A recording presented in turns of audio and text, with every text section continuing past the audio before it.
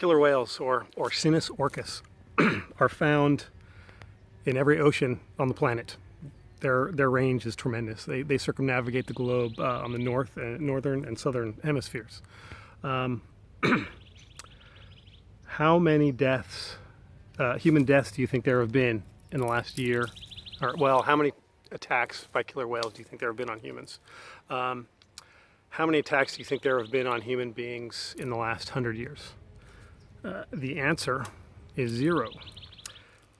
That's impressive because killer whales are indiscriminate killers. They have probably eaten every species of whale or dolphin or seal or sea lion that exists on the planet.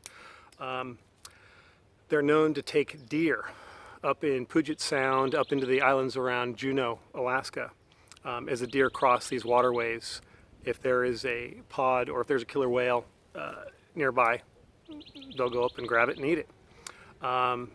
Apparently a moose was taken at one point. That is a little bit harder for me to ascertain, but I've read that a moose was taken. And I imagine historically grizzly bears have been taken, although I think that would be quite a surprise for the killer whale. Killer whales are actually vicious. They don't discriminate amongst dolphins. They'll take dolphins and drown them. And I would say that dolphins are probably as close or have similar intelligence. This is interesting in that if you get on YouTube, you can see hundreds, I don't know, maybe not hundreds, but a lot of videos of people being out in the ocean, different parts of the world, and killer whales coming across them. The people actually swimming, scuba diving, or snorkeling in the water.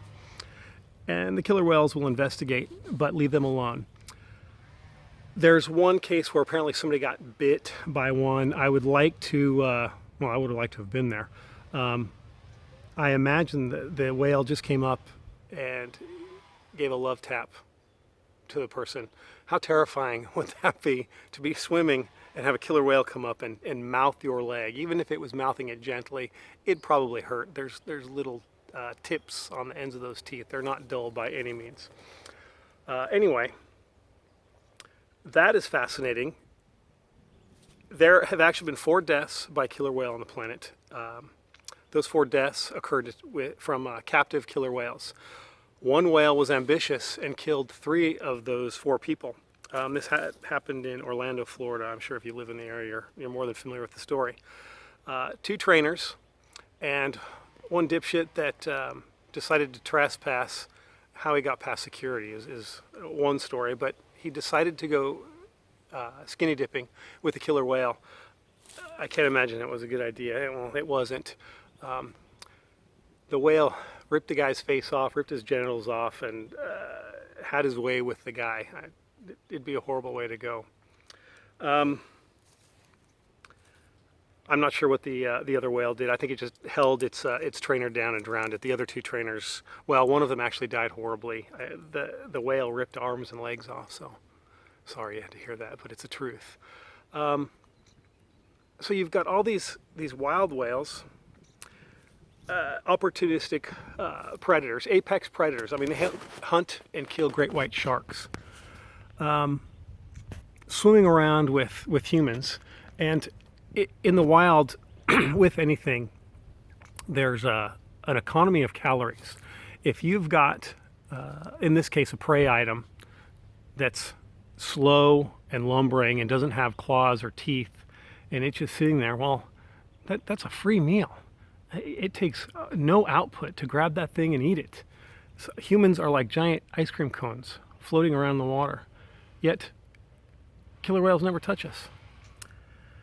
And this captive killer whale that killed the 3 people in Orlando, he was captured outside of Iceland and ended up in SeaWorld, Orlando, Florida. He was there for, I don't know, 21 years, or no, he sired 21 babies. That's prolific. So I guess there was a little bit of a benefit to it, but I don't think it'd be that worth it. He died in captivity. So he spent the majority of his life in captivity. I'd probably be a little pissed off too. Here this thing had the world's oceans at its beck and call, and then humans come along, capture it, and throw it into essentially a wading pool. It's understandable that he did what he did. I mean, I feel bad for those people, but should they be held accountable? They know these animals. Granted, at that point, I don't know that anybody else had died, or maybe the first one had died before this guy started going in. But after the first trainer dies, don't you have significant policy and protocol changes? I think that the trespasser died between the last one. So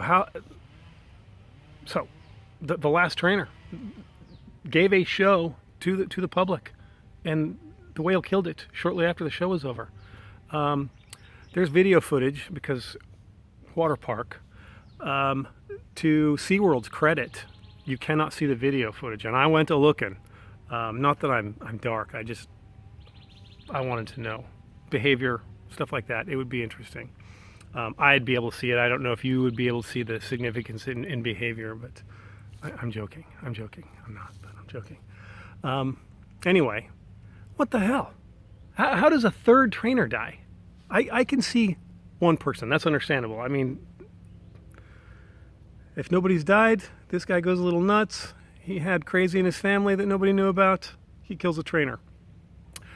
You deal with him separately. Although, ideally, I think he could have been let go. This bullshit about them not being able to adapt to a life in the wild. I'm not a killer whale expert, Orcinus orcus. I'm not an Orcinus orcus expert.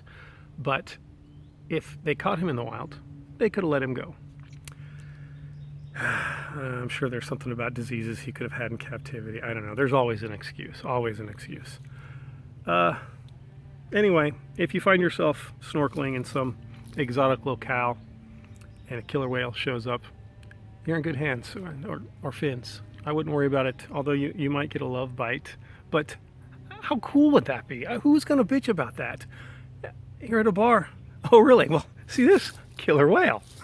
It would be awesome, in my opinion. But anyway, don't go to aquatic parks. Don't pay to see killer whales. That's my soapbox for today. See ya.